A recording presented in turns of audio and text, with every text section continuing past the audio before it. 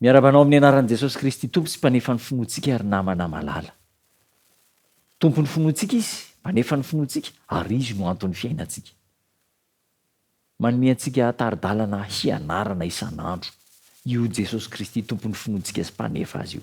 Manome antsika ny tari-dalana fitsimpi-piainana tokony ho arahana isan'andro. So dia mba nantenin'Andriamanitra amin'ny asany apôstôly toko 20, andininy 20 manao hoe: tsy mba nafeniko izay mahasoa, fa nambarako sy nampianariko anareo teo imason'ny olona ary teo amin'ny isan-trano.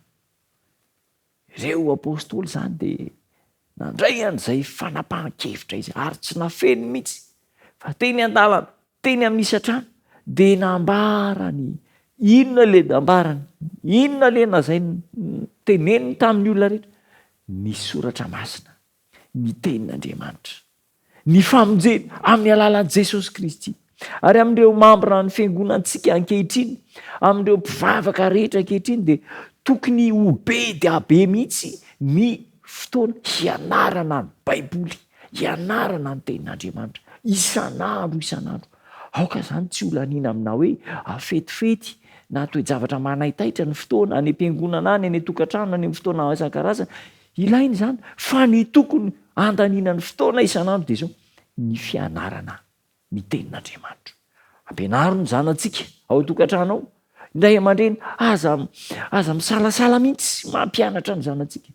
Tenin'Andriamanitra amin'ny bokin'ny Deutéronomie dia manambara amintsika manao hoe ampianaro tsara ny zanakao zany, na mipetraka, na mandeha, na mandry, na mifoha, na aiza na aiza. Ny bokin'ny lalàna ampianaro. Inona moa zany? Ny Baiboly, ny tenin'Andriamanitra izay nomen'Andriamanitra ho antsika.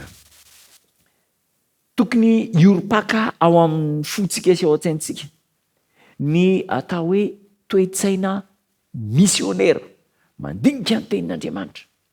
Ary tokony voahomana ao amin'izany asa misionera izany ny zanak'Andriamanitra rehetra. Eo anivon'ny tokantrano, eo amin'ny mpifanolo-bodirindrina, any amin'ny mpiara-miasa, any amin'ny mpiara-mianatra, any amin'ny toerana rehetra na mbola misy olom-patatra, dia azontsika atao ny miasa mangina amin'izy ireny amin'ny alalan'ny famakiana ny Baiboly, ny tenin'Andriamanitra sy ny fanambarana mahakasika ny fiainana mandrakizay ao amin'i Jesosy Kristy. Andao atao zany. Amintsika amin'izao vanim-potoana moderna izao dia efa tena manana tombontsoa be dia be mihitsy amin'ny alalan'ny fifandraisana, ka afaka miresaka, mifanerasera amin'ny olona, mampianatra ny olona ny fahamarinan'ny tenin'Andriamanitra. Ary tokony izany ny fivelomantsika, izany no tokony programana azy isan'andro. Aiza indray ny misy olona izarana ny tenin'Andriamanitra, izarana ny teny fiainana, omena fampahirezana. Anjely ny alinalina sy ny alikisa arivo no miandry ny fiarah-miasa avy amin'ny mambra ny fiangonantsika ka ho fampitana ny fahazavana izay efa nomen'Andriamanitra sy naposak'Andriamanitra ho amintsika izay vonina handray azy. Vonina hiara-miasa amin'ny olona misionera Andriamanitra. Azo antoka ary lazaiko anareo fa ity asa famonjem-panahy ity, io zany dia tena tonga dia akasitran'Andriamanitra. Ny zavatra hafa mbola mety mampisalasala an'Andriamanitra, fitsangatsangana, ny fanaovana fety, fa ny asa famonjem-panahy, fampianarana Baiboly, fitoriana ny filazantsara, tonga dia ankasitra an'Andriamanitra ary tonga dia tohanan'Andriamanitra, tonga dia ampian'Andriamanitra. Mampianatra isan-trano ny tenin'Andriamanitra. Aza afenina fa naiza toerana misy anao, misy antsika, dia ampianaro ny tenin'Andriamanitra.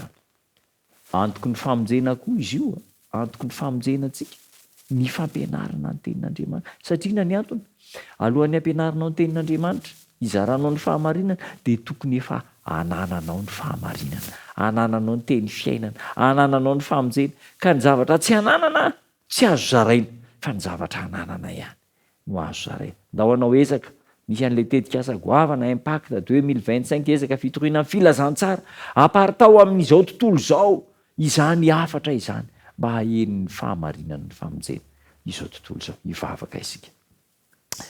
Tombotsara ny an-danitra misaotra anao izay mazava ny hafatra tianao ampitaina, tianao fitaovana izarana ny fahamarinana ny famonjena any amin'izao tontolo izao, ny tenanay tsiraray avy. Tianao mba ho fitaovana ampiasaina eo am-pelantananao mba hitondrana ny fahamarinana any am'izao tontolo zao nitokantranonay ny fiangonanao.